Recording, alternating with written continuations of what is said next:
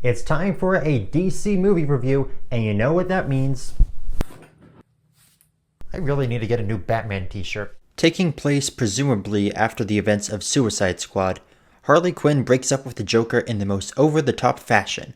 Now that her association with the Clown Prince of Crime is severed, there's a whole lot of people in Gotham looking to get even after all the chaos and misery she's caused them over the years.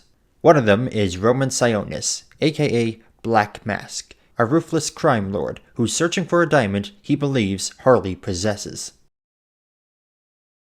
What I can appreciate about the DCEU is that they're open to trying new ideas, styles, and directions. While Marvel produces movies with the same formula in true cookie-cutter fashion, DC has been bold with its choices. With Birds of Prey being an R-rated meta-comedy action flick, there's a whole lot at stake here. Keep in mind, the last entry in the DCEU was a relatively family-friendly outing, filled with light humor and a general sense of fun. Here they're going a bit edgy. See what they can get away with putting in their franchise. Well, it wasn't the R rating that did this movie in at the box office, I can tell you that much. Despite its vibrant color choices, mix of both comedic and darker elements, and the manic nature of its lead character, Birds of Prey is a jumbled mess that jumps from one idea to the other. It's a whole lot of noise that leaves you wondering, what did I just watch? First and foremost, Margot Robbie slips right back into the role of Harley Quinn quite easily. She does show that there has been some change since Suicide Squad, but the essence of the character is still very much there. We hear her in a monologue, show her go wild over town, and generally cause mayhem. That was my driver. Oh, whoops. Well, I'm sure it was his fault. Consider him fired. Consider me grateful. After one night out with the girls, she decides that enough is enough. The Joker and her are done, and that it's high time she let all of Gotham know. And she does so in a fairly Harley Quinn way, by driving a truck of gasoline into Ace Chemicals and blowing it up.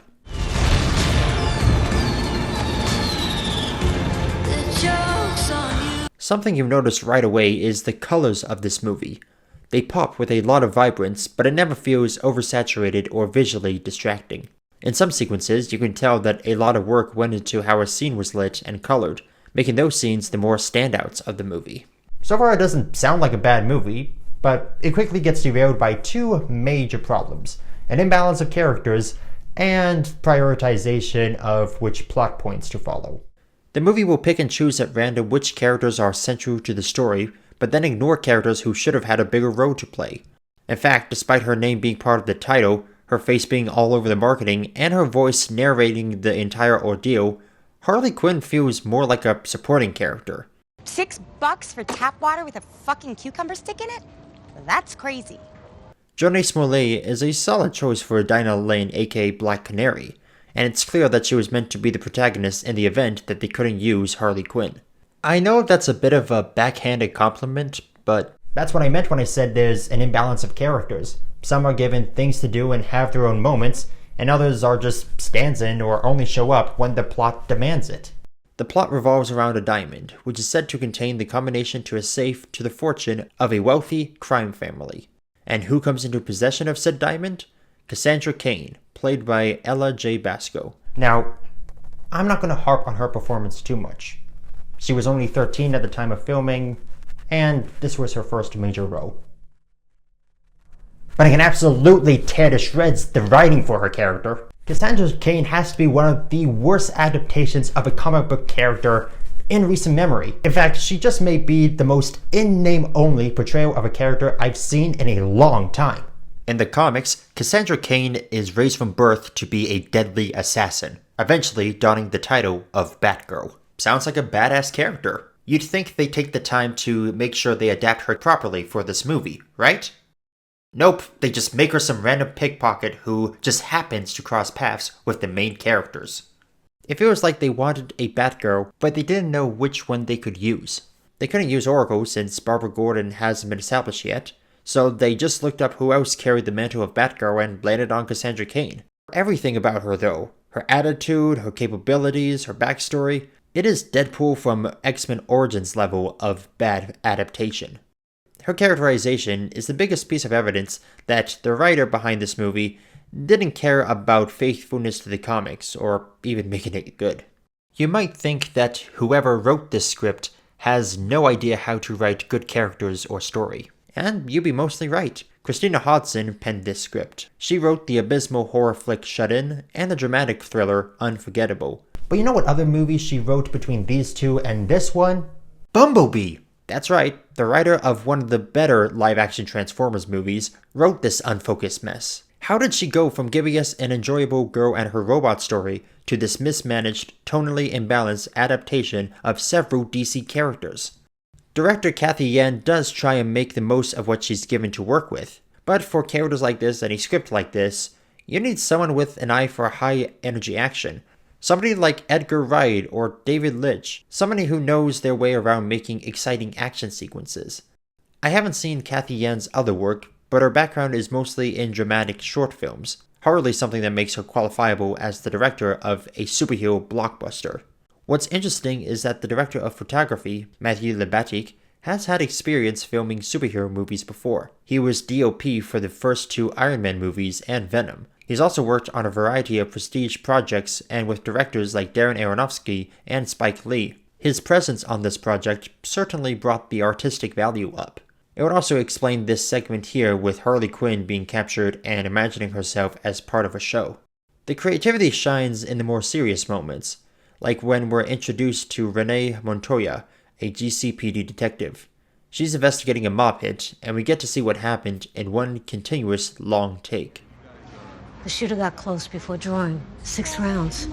2 for each of these 3. Is it Halloween?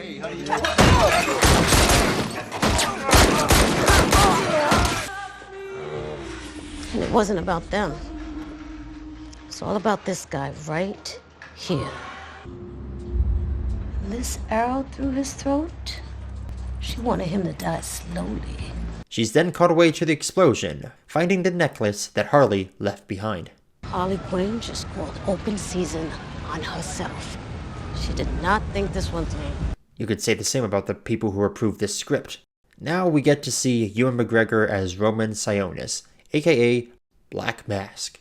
Ewan McGregor isn't too bad in the part, maneuvering through charming and easygoing to intimidating and short-tempered at the drop of a hat. Unfortunately, he never lives up to his potential in this adaptation. Roman Sionis is one of the few Batman villains to have some form of relationship with Bruce Wayne prior to the deaths of Thomas and Martha. He's a man of similar status to Bruce, incredibly wealthy and a criminal organization so large it influences high society. The way Roman is written in this movie doesn't quite capture that. It feels like he's just another faceless capo in another crime family. He's also a byproduct of a Gotham City that doesn't feel like the same Gotham we're familiar with. Granted, it is a big city, and not every neighborhood is some crime-ridden slum. I also get that Ben Affleck probably charges a hefty sum, but I'm having a hard time believing that this Gotham City takes place in the same universe with this Batman running around. Victor Zsasz is another character who feels somewhat bastardized. In the comics, he's a deranged serial killer who keeps tabs on his kill count by carving a new scar on his body. They do try to make these characters seem scary and narcissistic, but it feels as if the movie is pulling its punches. I can all but guarantee that if this story involved a more comic-accurate Roman and Victor, this movie would feel more like Seven than Deadpool. One day you're gonna pick the wrong pocket, sis. And what do you know it, Cassandra Cain does exactly that. If it feels like I'm going all over the place with this review, well, that's what it felt like watching this movie.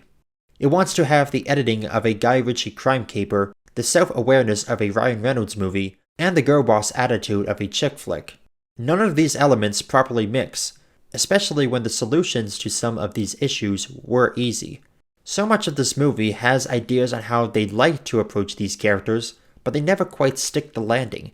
Hell, some characters are pretty much ignored until they become necessary to the finale. As we get to the end, we find out that the mob killings have been done by Helena Bertinelli, aka The Crossbow Killer. The crossbow killer. The crossbow killer? They call me. Huntress, played by Mary Elizabeth Winstead. She gets spotted throughout the movie, but she doesn't really get any lines or do anything important until the final act. Which is a shame because, really, if you were to focus on her and take out the Harley Quinn stuff, this would have been a much better movie. The B plot around the mob killings and taking down Sionis feels like the A plot, and the A plot about Harley Quinn being on the run feels like the B plot. It would have made more sense, given that Black Canary and Huntress are two of the original Birds of Prey. You know, the team that the title of this movie is based on. The more interesting plot points take a back seat in what is supposed to be Margot Robbie's ego project. Speaking of whom, what is she up to now? We know she got Cassandra Cain out from the police station and beat up a lot of bad guys, but what has she been doing since? I had more pressing concerns. And that is why you should never partake in paying federal income taxes. Hello, base department? The protagonists all meet up, where Huntress takes out Victor and knocking off the last of the hit squad that killed her family. The action in this movie is, for the most part, engaging. But then again, when you have a guy like Chad Stahelski serving as a second unit director, that's kind of a cheat code to getting good action. Some of it does feel a little sloppy. You can tell which ones were reshoots handled by a guy whose entire career is the action genre, and which ones were handled by a gal who's never filmed action before. It all builds up to Roman taking Cassandra hostage and Harley having her big moment. But I'm the one they should be scared of. Because I'm Harley fucking Quinn.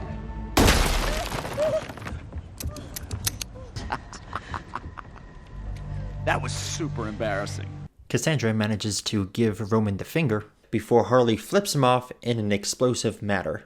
So, Black Mask, an iconic Batman villain, a ruthless crime lord. He gets taken out by Harley Quinn in his debut live-action outing. No possibility of crossing paths with Batman. No chance at having a bigger part in this universe. What in the actual hell were they thinking? You're a fucking moron. It's a similar problem the MCU had. They bring in villains and then they off them before the credits roll. And before you tell me, oh, he'll come back, he's a comic book character. Does that look like a guy who's going to show up in the sequel? The diamond ends up in Helena's hands, and she uses the money to help start her own team with Dina and Montoya. Harley Quinn then swipes the diamond, pawns it off for a lot of money, before riding off with Cassandra. Are you dummies still sitting there? Fine. Since you stuck it out this long, I'll tell you a super duper secret, but you can't tell anyone. Okay, did you know that Batman... I guess they thought doing the whole Furious Bueller thing would be too on the nose for them. Birds of Prey is a beautiful looking mess. It has some fast-paced cinematography, a unique storytelling method, and eye-catching design choices. However, it juggles too many characters, often focuses on the wrong things, fails to adequately bridge the gap between this and Suicide Squad, and gets bogged down by an identity crisis. It tried to have the R-rated appeal of Joker, with the female empowerment attitude of a Charlie's Angels movie, as well as a dash of Deadpool meta-humor thrown in for good measure. It feels like they were just tossing in whatever trending idea sounded good at the time, without putting in the effort to make them work in a cohesive manner. I know these characters may not be the most iconic or famous, but they do have their fans, and I feel bad for said fans. It's the first time a lot of moviegoers and mainstream audiences are exposed to these characters, and the movie either underuses them or butchers them entirely. There are some characters I wouldn't mind making appearances in future DCEU projects, however unlikely they may be. I just hope that the next script treats these characters better than this one did. When it comes down to the nitty-gritty, it's not the worst superhero movie of the past few years, or even of the DCEU. I don't strongly recommend this one, but if you feel like you have to check it out, see it at the cheap seats. Alright, that's my review of Birds of Prey and the fantabulous emancipation of one Harley Quinn. They really needed to work on that title. This season is chugging along nicely. Now, I gotta go fast. This is the Canadian Movie Buff saying I hope you had a fantastic weekend at the movies. See ya!